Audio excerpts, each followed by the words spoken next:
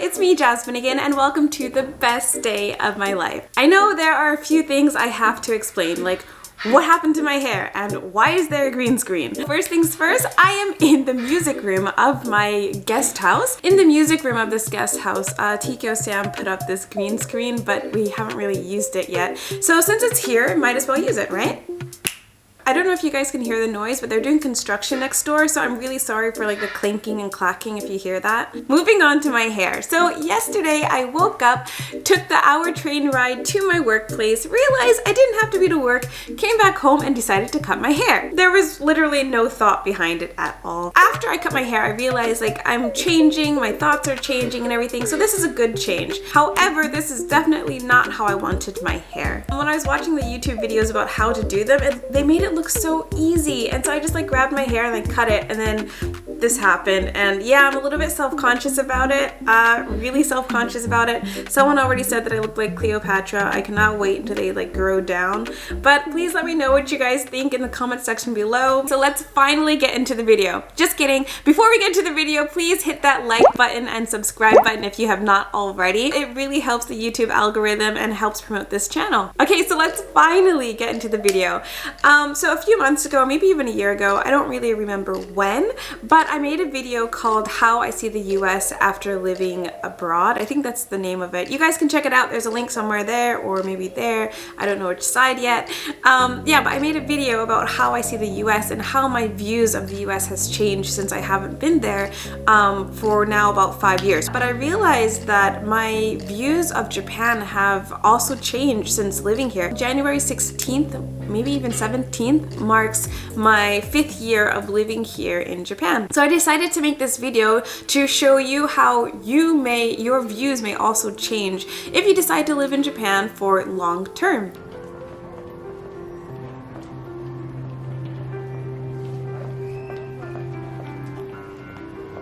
Okay, let's start with the biggest and most serious one.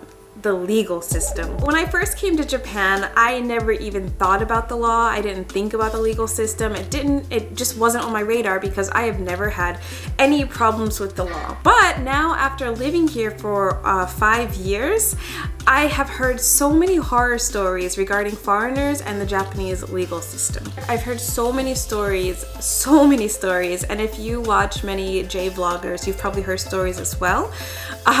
Even campaigns trying to get people out of jail. But I've heard so many stories about foreigners trying to protect themselves from Japanese people, from drunk Japanese people, or like yeah, even if you just like touch a Japanese person, like trying to like protect yourself or like get them to like get off of you, something like that.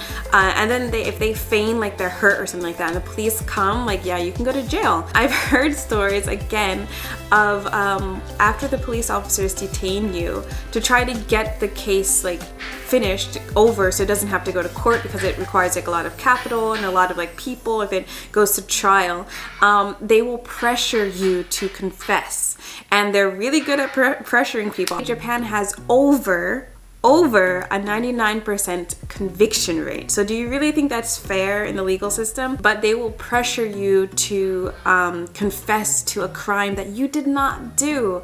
And oftentimes that's what people do because it's the easy route, it's the cheaper route. I don't know if you guys know of Carlos Ghosn. He's the multimillionaire ex-Nissan boss. He's all over the news here in Japan. I don't know how it is in the US. I think US news is pretty US centric. He's all over the news right now because he escaped Japan. When he had a conference in Lebanon, he said that he mentioned the Japanese conviction rate of being over 99%. And he said that he was being interrogated for 8 hours straight. He couldn't see his friends. He couldn't see his family. He's a multimillionaire. Like, of course, everyone should be treated the same. But you see, like, it's no matter, like in Japan, it doesn't matter like if you're a rich person, if you're like a poor person. I find it really interesting because when I watch foreign news on YouTube, they usually talk about Carlos Ghosn is in the wrong for waiting his trial here in Japan. But when I listen to my Japanese students, they tell me they think Carlos Ghosn is in the wrong. He is guilty and he should be punished severely, especially because he escaped his trial. He escaped Japan. However, when I listen to Carlos Ghosn Gon's speech, and when he talked about being interrogated for these 8 hours, not being able to contact his lawyer, his friends, his family, yeah, and not not wanting to go to court in Japan specifically because he doesn't feel like he would be represented properly, especially because of the conviction rate. When I hear these things, and even before this trial happened, and I heard these same things from just regular foreigners who are being trialed like incorrectly, I kind of agree. Like I completely understand why he escaped and why like it is an unjust system. So like being in Japan now for over 5 years, like I'm not worried about getting in trouble with the law, but I take notice of my surroundings, and if I see something, it's just like something's kind of dodgy, like these Japanese people seem kind of dodgy, whatever, then I will like go the other way, avoid it. It's not worth the risk.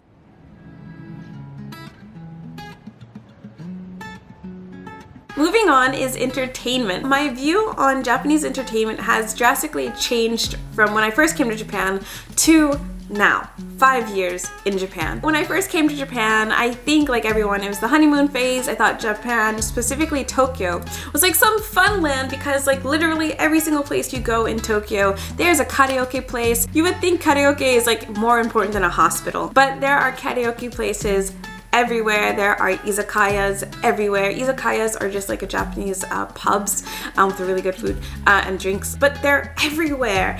Yeah, there's konbinis everywhere, so it just seems so convenient, and there's so much to do for your entertainment. Arcades, there's like mini arcades. But there's just so many places to go for your entertainment. I remember thinking when I first came to Japan, just like, wow, Japanese people really know how to have fun. But now, when I look at my Japanese counterparts, I realize that none of us, myself included, them, we don't have time to go to karaoke as much as we see it. Ain't nobody got time for that.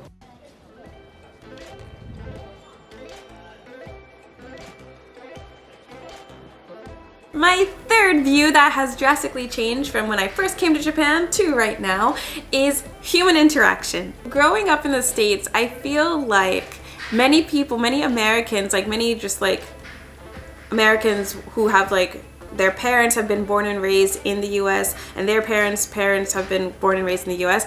I feel like it's a common complaint of like Americans complaining about some other type of ethnic Americans, how they stick together. For example, when there's like a lot of Koreans, they become Americans, and a lot of the Korean Americans stick together, you know, or a lot of like Indian Americans stick together. So I hear like a Mexican American stick together. I remember growing up and hearing this complaint so much, like they never want to talk, they never interact, they always just stay in their own group. I think I had that sentiment, but never really strongly. But I now completely understand. So if you are in the UK, if you're in the US and you make these complaints, please just think of it this way. Imagine going to a foreign place where you've studied some of the language, you know a little bit of the culture, but you're not good enough. You're not fluent enough. You don't know all of the customs. You just know like bits and pieces of customs from like movies and TV shows. You don't know all of the societal rules. And you don't know the holidays and the childhood TV shows that other people your age all know. Also, imagine that no matter how much you try to interact with the people in your new host country, there's just so much they will never completely understand about you.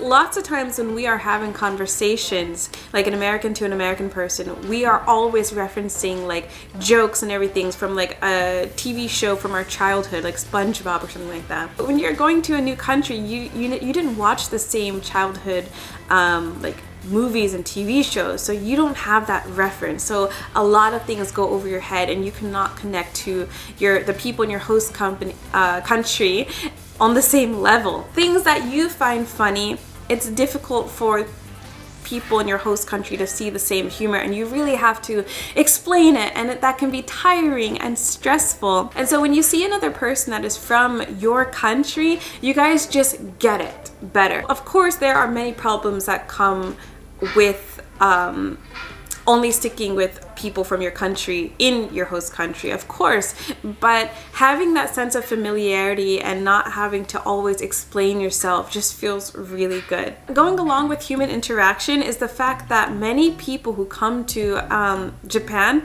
they get really lonely and depressed. I'm kind of lucky that I had a lot of my adulthood being kind of lonely or like by myself, because I've learned how to make myself my own best friend. I have no problem going to the movie theaters by myself, spending a week by myself, just traveling by myself. I have no problem doing that. However, it's difficult when you find people from a Western country that you really click with and they do not have that same skill set. You guys really get each other, having deep conversations, become close friends, and then you realize they're going back to their own country.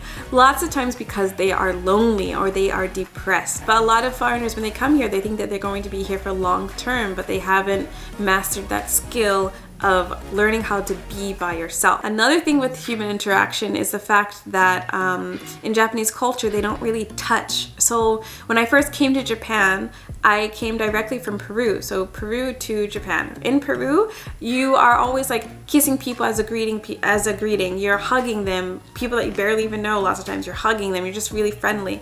But in Japan, people like don't talk to strangers, don't really smile to strangers. And I remember when I first started going out to events, I would meet people and I would hug them or something, like hug them goodbye, and I would just feel them stiffen up. That's a no-go. Don't do that. So if you already find it difficult to like not hug people, not have that touch, not talk to people all the time, then Japan is going to be really difficult for you. As an expat here in Japan, it is kind of difficult finding the right mix of person, the right type of person that understands you and your past, because you guys come from the same country, or that person has lived in your country and they understand you and they still have like an optimistic outlook on life and living abroad, and they know enough about the host country to like get around, and so they're not leeching off of you to like do things for them, and that has enough time to spend with you. So that's like a really big factor. So when I go out and I go to events and everything, I will say that I don't really click with people when I find out just like, oh, I just came to Japan, I've been here for like less than a year. Like I don't expect them to stay. So I probably won't continue talking. It depends on the conversation, of course. But when I first came to Japan, of course, I was more optimistic and I would talk to anyone, have long conversations with anyone, go out with anyone, and spend my resources for anyone, and then realize that like, hey, they're gone or they're leaving. Now I'm more specific of who I am going to spend my time with and who I'm going to share my resources with and what I'm going to do with different people. So those are the 4 main ways that my views have changed about Japan from when I first arrived to Japan to now, 5 years later. If you're living in a country that is different from your home country, I am really curious to know, how long have you been living in that country? What country is it? And how has your views changed on that country? Please let me know in the comment section below. Please do not forget to like, comment, subscribe, follow me on Facebook, Instagram, and TikTok. Thank you so much for your support, and I will see you guys again next time. Bye!